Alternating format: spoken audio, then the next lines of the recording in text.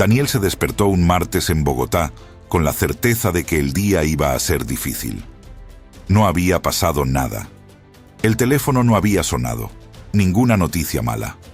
Solo esa sensación en el pecho, ese peso familiar que dice, prepárate, algo va a salir mal.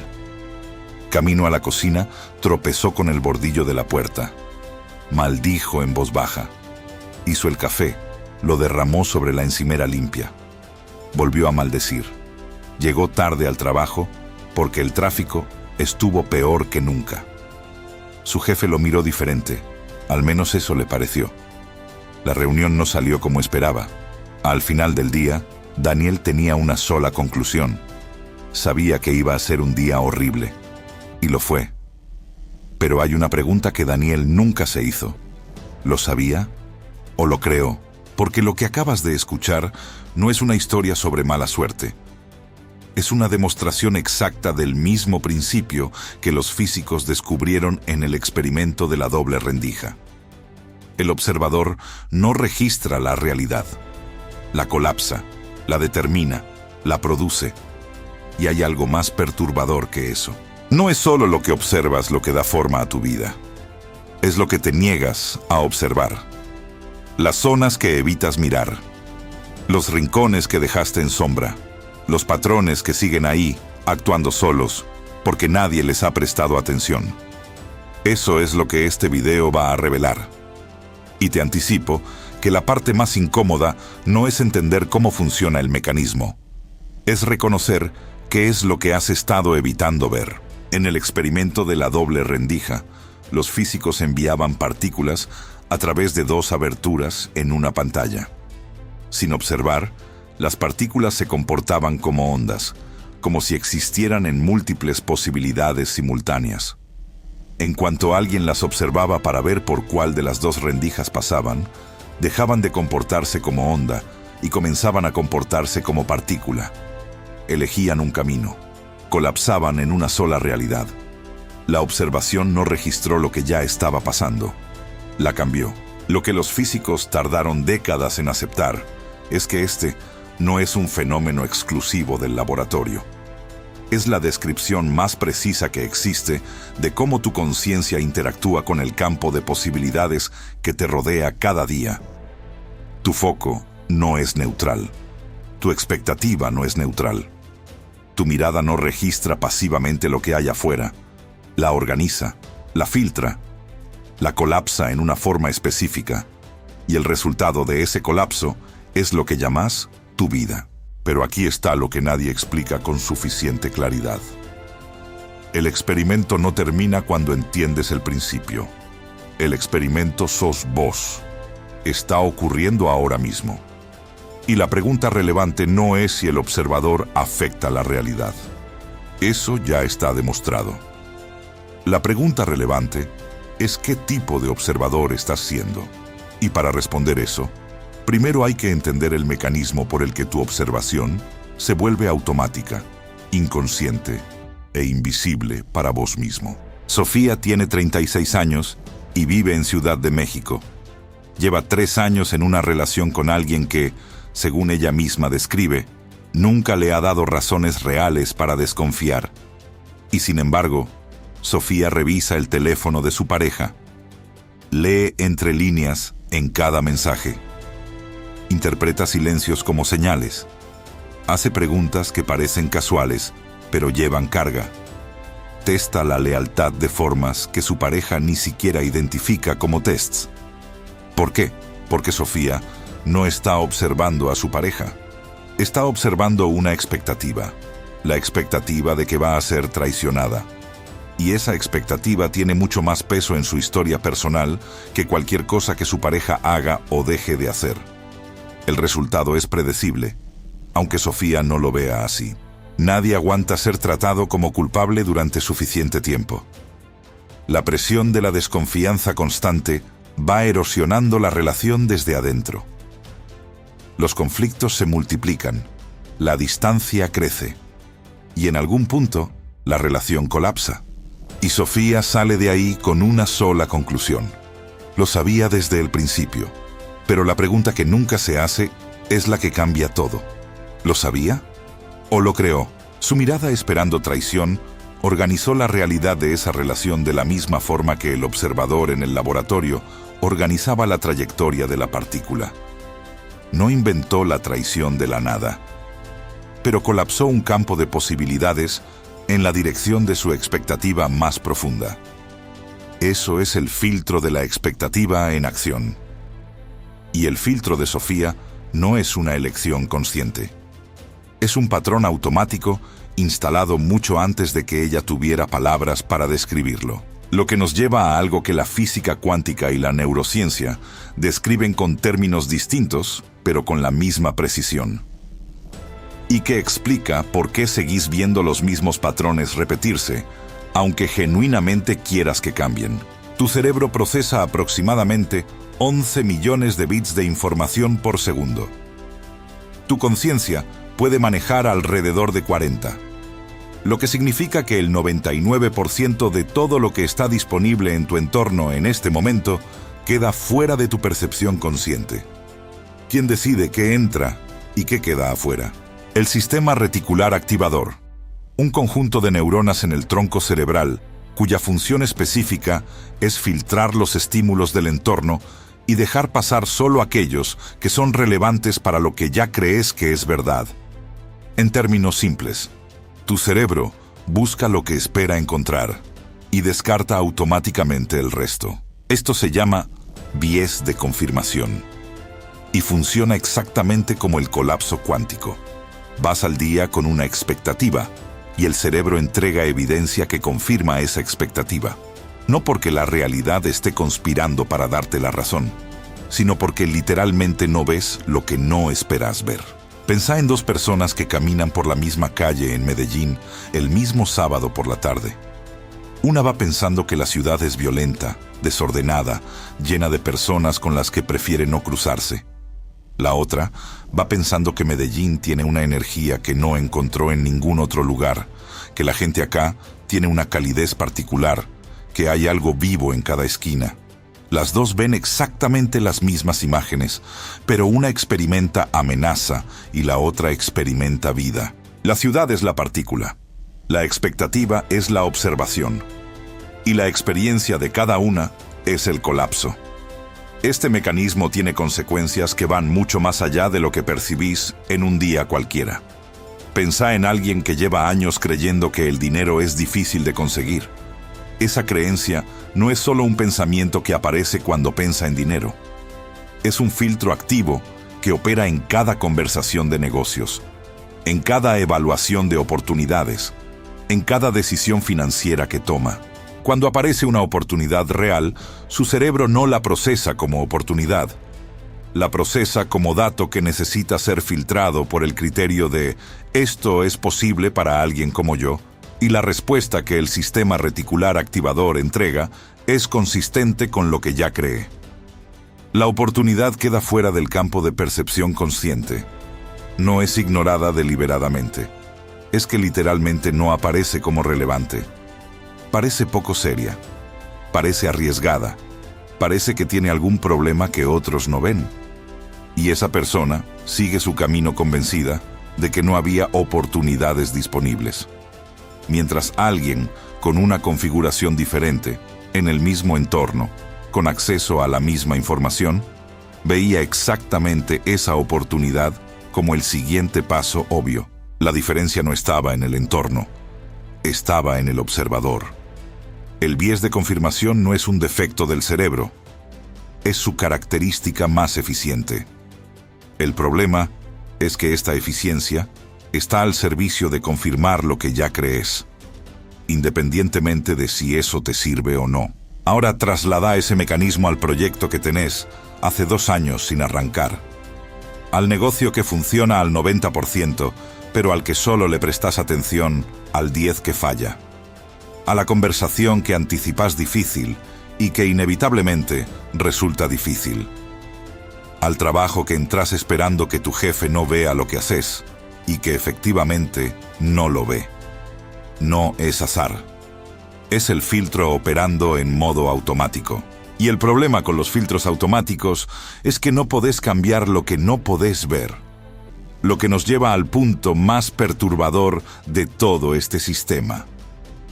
Hay algo que tu mente hace con los patrones que se repiten que es más complicado que un simple filtro de percepción. Con el tiempo, lo que observas con frecuencia empieza a convertirse en identidad. Andrés lleva 4 años intentando hacer crecer un negocio de distribución en Lima. Ha probado distintas estrategias, ha cambiado de producto, ha buscado nuevos clientes. Cada vez que algo empieza a funcionar, algo lo sabotea. Y Andrés tiene una explicación para cada sabotaje. El socio que no cumplió, el cliente que se fue, el mercado que se puso difícil. Lo que Andrés no ve es el patrón más profundo. En el momento exacto en que el negocio empieza a funcionar, algo en Andrés toma una decisión que él no registra conscientemente. Acepta una condición que no debería aceptar. Deja pasar algo que debería resolver.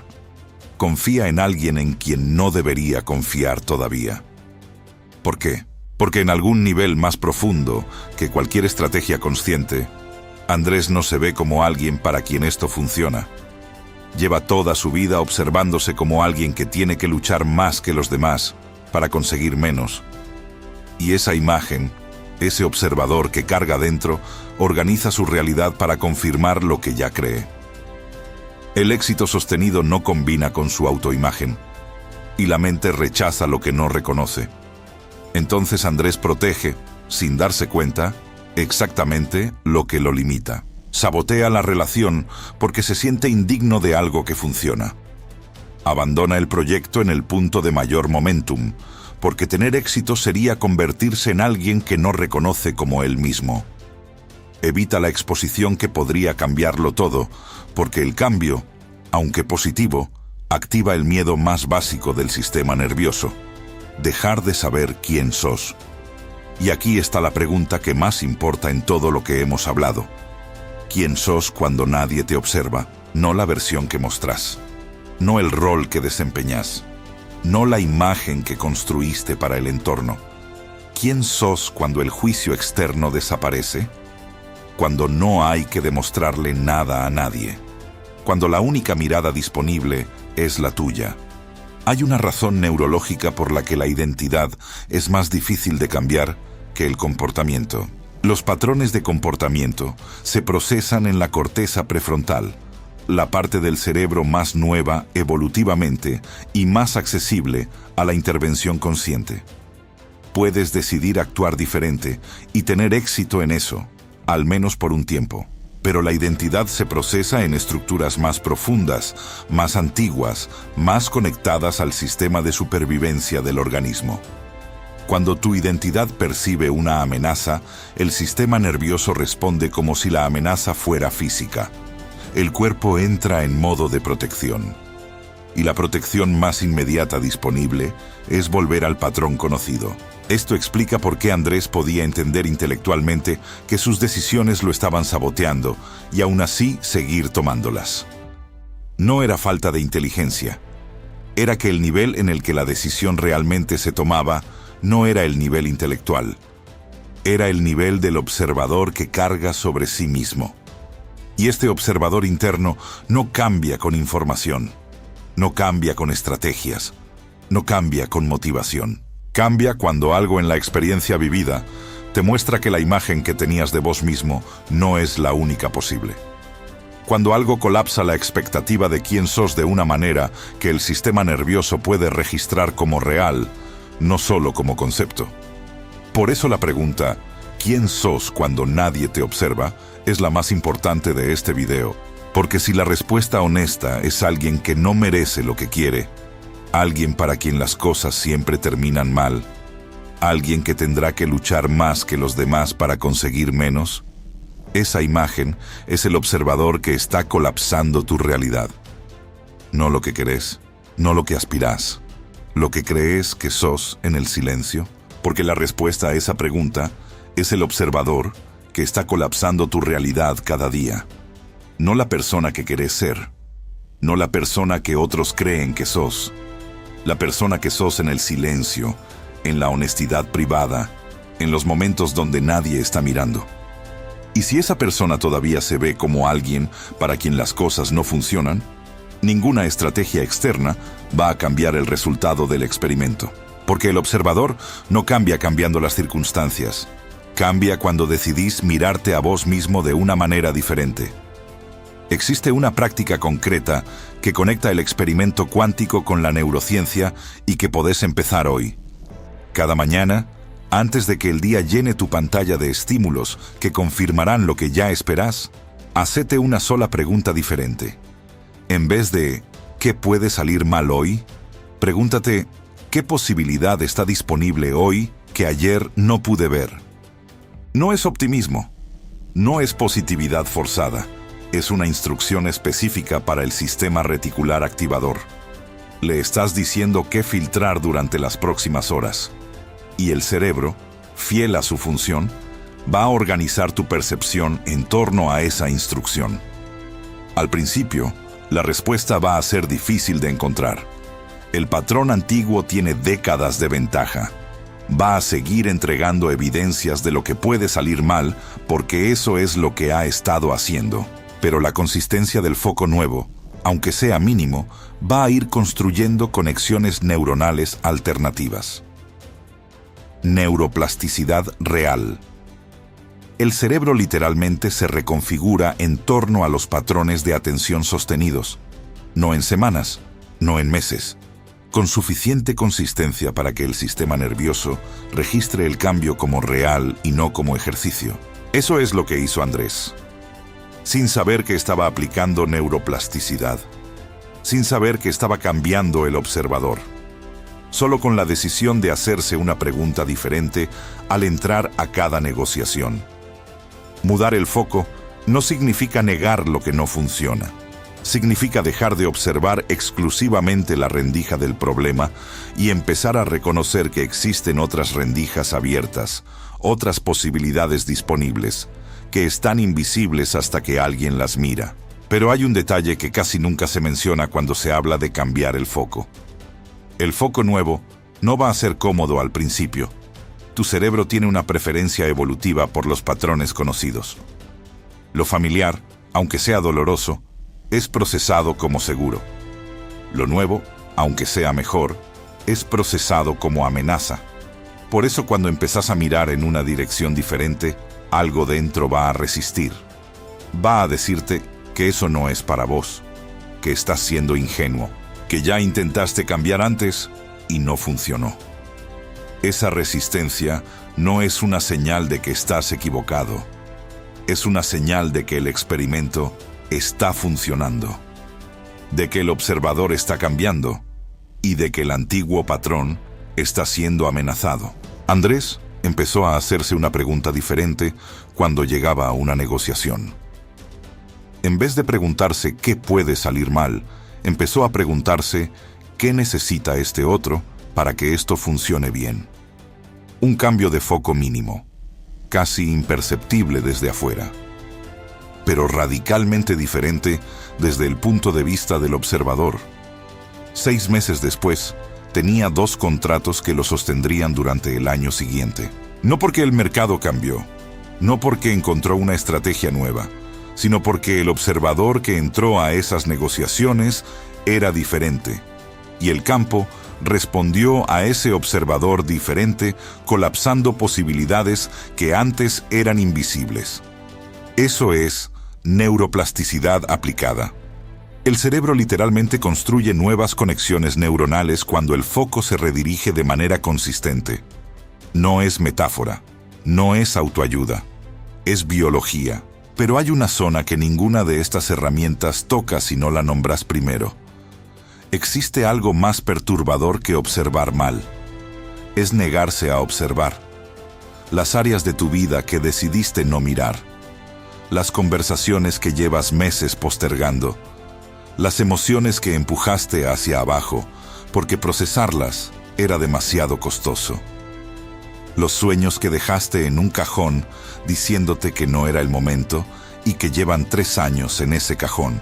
Si observar organiza la realidad, ignorar también la organiza. Solo que de una manera que no podés controlar, porque estás operando en ciego. La ausencia de observación no significa que nada pase en esa zona.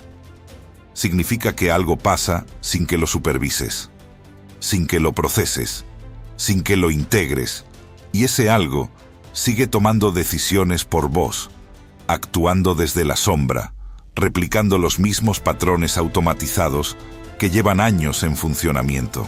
Pensá en Ricardo, 42 años, Monterrey. Lleva una década en el mismo puesto de trabajo, no porque le falte capacidad para avanzar, sino porque hay una conversación que no tuvo y que debería haber tenido hace años. Una conversación con su jefe sobre lo que quiere, sobre lo que siente que merece, sobre la dirección en la que quiere moverse. Ricardo ha construido una narrativa para no tener esa conversación. No es el momento. Primero hay que terminar el proyecto. Hay que esperar a que las cosas se estabilicen. El jefe está con mucho trabajo. Lo que Ricardo no ha reconocido es que esa conversación postergada está organizando su realidad laboral de la misma manera que Daniel organizó su martes horrible. La ausencia de observación no detiene el proceso, solo lo pone fuera de su control consciente. Mientras Ricardo no tiene esa conversación, el patrón de invisibilidad en el trabajo sigue operando en automático. Y cada año que pasa, sin que Ricardo lo observe directamente, ese patrón se vuelve más sólido, más normalizado, más parte de la identidad que Ricardo ha construido para sí mismo, alguien que espera. ¿Cuál es el área de tu vida que lleva más tiempo sin recibir tu mirada honesta? No tu atención distraída, no una revisión superficial mientras haces otra cosa. Tu mirada honesta, sin excusas, sin distracción, sin la narrativa que construiste para no tener que verla de frente. Esa área es exactamente donde está la próxima posibilidad que podés colapsar, no porque sea la más fácil, sino porque es la que tiene más campo de posibilidades sin colapsar, precisamente porque nadie la ha estado observando. Lo que más te asusta mirar es casi siempre lo que más necesita tu presencia. Y lo que más ha necesitado tu presencia durante más tiempo es lo que más va a cambiar cuando finalmente decidís verlo. El experimento de la doble rendija no es una metáfora de la física cuántica aplicada a la espiritualidad. Es la descripción más precisa que tenemos de cómo funciona la conciencia humana en contacto con el campo de posibilidades. El observador colapsa la realidad. Vos sos el observador. Y la única pregunta que importa, la que Daniel en Bogotá nunca se hizo al final de su martes horrible, la que Sofía no se hizo al salir de su relación, la que Andrés tardó 4 años en formularse, es esta. ¿Lo que estás viviendo lo encontraste? ¿O lo creaste? Porque si lo creaste, y todas las evidencias sugieren que sí, entonces también podés crear otra cosa. La rendija está abierta. Solo necesitas decidir dónde mirar. Escribí en los comentarios en qué área de tu vida sentís que has estado colapsando la realidad equivocada. No lo más cómodo de decir, lo más honesto. Bienvenido al Aurum.